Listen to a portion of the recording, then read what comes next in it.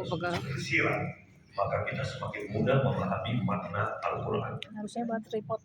Ya, di dalam Quran sudah mengatakan sungguh orang kafir itu, bukan saya tugas. Kafir itu orang-orang yang memasukkan sesuatu yang negatif di kepalanya, ya di kepalanya ini. Ini yang Allah tidak suka. Allah tidak suka. Nah, ketika dia sudah memasukkan yang negatif, maka ketika ada positif yang akan dimasukkan, dia tidak akan pernah membuka diri. Makanya dikatakan dalam Al-Quran, tidak akan pernah dia beriman. Tidak akan pernah dia beriman. Kenapa? Karena dia sudah dikuasai oleh penjaga pintu gerbang yang sifatnya negatif. Maka semua unsur negatif akan dimasukkan di dalam kepala, maka bertambahlah negatif. Di sini juga kita bisa paham tentang teori-teori yang dikafi, orang menyukai orang lain yang sama dengan dirinya. Sebaliknya orang tidak suka kepada orang lain yang tidak sama dengan dirinya. Nah, di sini teknologinya kita sebagai motivator majelis taklim. Kenapa sih ibu ini nggak pernah cocok dengan ibu ini? Dua manusia berbeda. Ya. Dan kenapa ibu ini kok cocok dengan ibu ini? Dua manusia yang datanya sama. Pasti sama data. Kalau satunya tukang merumpi, kenapa dia cocok? Pasti tukang merumpi. Ya, kalau satunya suka ngomongin orang, pasti suka ngomongin orang. Itulah teman-teman. Nah, lucunya kalau ada ibu-ibu yang sudah tidak mau kumpul lagi, kita tanya, kenapa ibu tidak mau main lagi sama dia? Malas gua suka ngomongin orang. Nah, pasti dikeluar itu. Karena tidak cocok kan? Nah, sudah mulai paham. Jadi hati-hati kalau Anda bergaul, cara berkaca, apakah teman saya, apakah saya ini sudah baik atau tidak? Kalau kita mau tahu apakah saya ini benar atau tidak, periksalah teman-teman. Kenapa kamu cocok sama orang-orang seperti ini? Ternyata orang-orang itu suka guyon, berarti saya ini suka guyon. Loh, kok teman-temanku adalah orang yang suka syirik ya? Oh, berarti saya juga suka syirik, karena saya menyukai. Sudah mulai paham ya? Kenapa saya suka di majelis taklim? Ya berarti aku ini orang yang beriman karena sukanya kumpul sama anggota majelis taklim. Tapi anggota majelis taklim yang mana? Majelis taklim yang biasa-biasa saja. Berarti kamu susah jadi orang hebat. Karena sukanya kumpul sama yang biasa-biasa. Harus kumpul sama orang yang hebat-hebat. Nah, disinilah pelajaran Rasulullah SAW mengatakan, berkumpul sama penjual minyak wangi, kamu ikut wangi. Berkumpul dengan pandai besi, kamu siap-siap kena cipratan besi panas. Berkumpul sama orang-orang yang mukanya menyebalkan, mukamu pun ikut menyebalkan. Tinggal gitu ya. Jadi berkumpullah dengan orang-orang yang hobinya senyum, maka kamu pasti murah.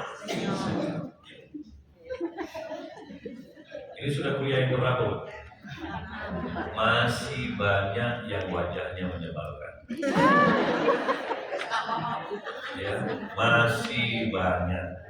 Makanya tolonglah teman-teman skuadron saling mengingatkan. Tapi kalau dia diingatkan tersinggung, itu tipe orang yang sudah memilih jadi kafir. Karena saya mau tanya, senyum itu kebaikan atau keburukan? Kalau dia diingatkan marah, siapa dia? Ya. Diingatkan berkali-kali tidak berubah juga, bacakan dia innal ladzina kafaru sawa'un 'alaihim, baca di depan. Ya, atau baca surah Yasin wa sawa'un 'alaihim a'adzabahum, sama saja. Dua ayat itu sama. Ya. Jadi ingatkan dia. Pagi-pagi dia sudah maju. Gimana kalau malam? Lebih maju lagi. Itu dia lagi bahagia loh. Dia lagi bahagia. Gimana kalau lagi sumpah? Mukanya kayak triplek yang sudah robek. Terus didempul. Ya, alhamdulillah dari semoga kita terhindar dari wajah yang seperti itu. Nah, kalau sudah disinggung mulai sedih. Ya, memang harus diingatkan terus karena sudah agak budak. Doa bagus kok kasar banget kata-kata. Bukan kasar, ini peringatan. Kan sudah Om Bagus sampaikan dari satu ayat berbunyi, sampaikanlah kabar gembira yang menyakiti perasaan. Kenapa sakit perasaannya? Karena orang yang di dalam dirinya negatif dimasukkan hal positif pasti sakit. Gue gak suka itu ikut mana jadi gue tiap hari disindir capek gue. Ya, memang nyaho dari sini. Daripada kamu yang merusak ibu-ibu yang sudah beriman. Itu mending yang tidak beriman out, pergi kau jauh-jauh. Nah seperti itu. Kalau tidak bisa lagi diingatkan. Yang saya takut orang-orang seperti ini belajar sampai lulus. Itu yang ngeri itu. Pas kita saatnya wisuda, emak-emak angkatan pertama ini, dia ikut wisuda. Itu yang membuat Om Bagus sedih. Ya, dia ikut wisuda. Kenapa? Karena orang akan melihat mana lulusan angkatan pertama. Kalau yang dilihat ibu-ibu yang murah senyum, Om Bagus bahagia. Wih, gini nih, alumni mata cedik angkat. Pas dia lihat yang itu. Ini angkatan pertama masih sesat begini. Tuh, alhamdulillah dari jangan malu-maluin kita angkatan pertama. Ya, setuju Bu ya? Jelas. Walaupun ini sudah penuh lemak dan bisa lagi diangkat. Paksa ya. Kita lanjutkan. Istilah populernya apa? Kita sudah bahas kemarin, garbage in, garbage out. Artinya apabila sampah masuk, pasti sampah lain keluar. Ya, dalam bahasa lain Om Bagus sering ulang-ulang, tidak mungkin orang makan durian bersendawa keluar bau nangka, nggak mungkin banget. Itu pasti makan durian sambil makan nangka. Sekarang kita masuk. Wujud nyatanya apa Om? Kalau orang sudah berhasil memasukkan unsur positif di kepalanya, positif standar agama loh ya, bukan positif menurut kita. Salah. Karena boleh jadi sesuatu kau anggap positif padahal itu buruk. Boleh jadi kau anggap negatif karena itu baik. Makanya positif di sini artinya bersesuaian dengan maunya Allah. Oke? Jadi seseorang kalau berhasil memasukkan hal positif di kepalanya, pasti yang ada di kepalanya adalah Allah, Allah, Allah, Allah, Allah, Allah, Allah. Jadi kalau begitu, Om, bagaimana caranya supaya Allah terus ada di otak saya? Lakukan sesuatu dengan format lillahi ta'ala. Kenapa harus lillahi ta'ala terus, Om? Karena saya sudah sering berucap asyhadu an la ilaha illallah. Aku bersaksi tiada Tuhan selain Allah. Maka dari itu aku tidak akan melakukan sesuatu kecuali hanya menuhankan Allah. Aku tiadakan semua Tuhan-Tuhan yang lain. Maka aku hanya hidupkan Allah di dalam diriku. Maka di dalam kepala kita Allah, Allah, Allah, Allah, Allah. Makanya selalu perbuatannya berdasarkan lillahi ta'ala.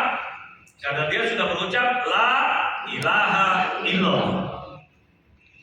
Masak untuk suami karena Allah. Ikut acara ini karena Allah. Bersabar kepada suami karena Allah. Jangan ikuti hawa nafsu. Apa itu hawa nafsu? Enggak, pokoknya gue benar, suami saya salah. Enggak ada ikut-ikut begitu, enggak ada. Nah, terus sabarnya gimana? Kenapa orang itu pelit? Kurang memahami la ilaha illallah. Karena bagi dia uang yang banyak adalah Tuhan. Makanya dia selalu punya ayat berbunyi enak, kalau banyak duit enak, kita mau apa saja bisa. Emang lu siapa mau apa saja? Gak lihat itu orang-orang yang sudah berlebihan rezekinya, dia akan melakukan kezoliman. Kenapa? Istrinya orang diganggu, kasih duit, bahkan ada dalam satu kasus Om Bagus tangani, suaminya dikasih duit agar istrinya bisa diganggu. Alhamdulillah. Itulah suami paling goblok di dunia. Coba. Kenapa? Karena si orang zolim ini sudah kebanyakan duit. duit tapi tidak tahu siapa Tuhan. Dia pikir Tuhan itu nafsunya. Tanahnya orang mau digusur. Begitu susah bayar Pak Lurah, bayar Pak Camat, bayar Pak Wali untuk ngabisin orang. Nauzubillah tadi. Itulah yang ada di bangsa kita sekarang.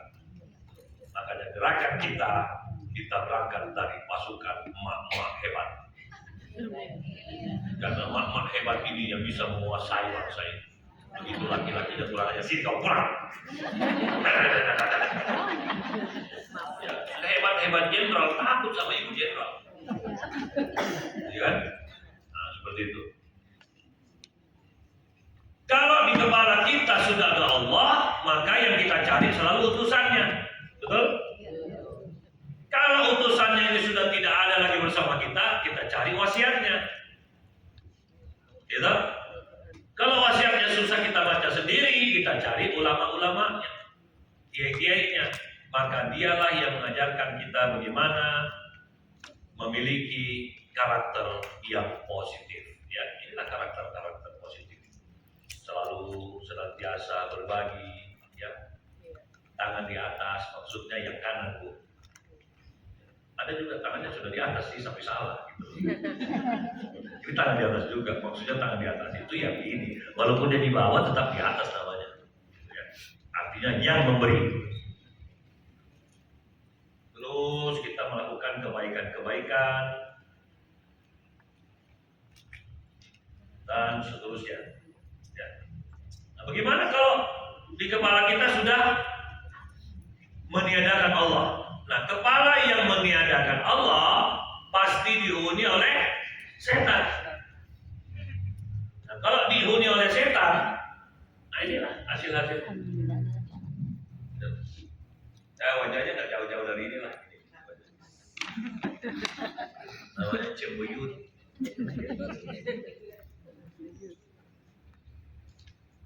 Makanya Om Bagus itu sampai mempelajari kenapa sih orang wajahnya cemberut.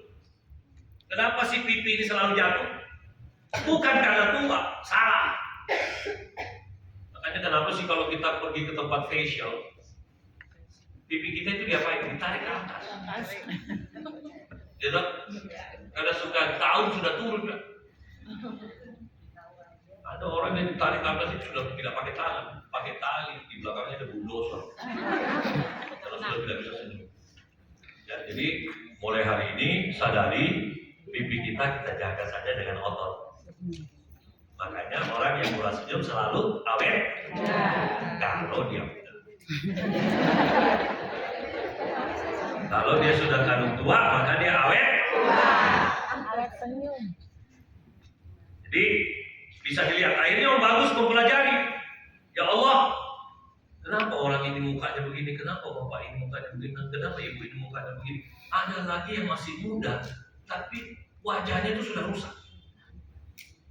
Dan lucunya wajah rusak itu dikarenakan data yang negatif. Coba Bu, kalau ibu bersyukur wajahnya bagaimana? Pasti positif kan? Coba kalau ibu tidak suka panas matahari, wajahnya gimana? Nah, sekarang sudah pandai kan membedakan mana negatif, mana positif. Jadi bagaimana caranya mensyukuri panas matahari? Yes. Lucunya ketika kita senyum, tubuh itu bisa bergabung dengan panasnya matahari. Tapi apa yang terjadi? Begitu panasnya. Kenapa panas banget? Muka kita. Jadi gimana caranya?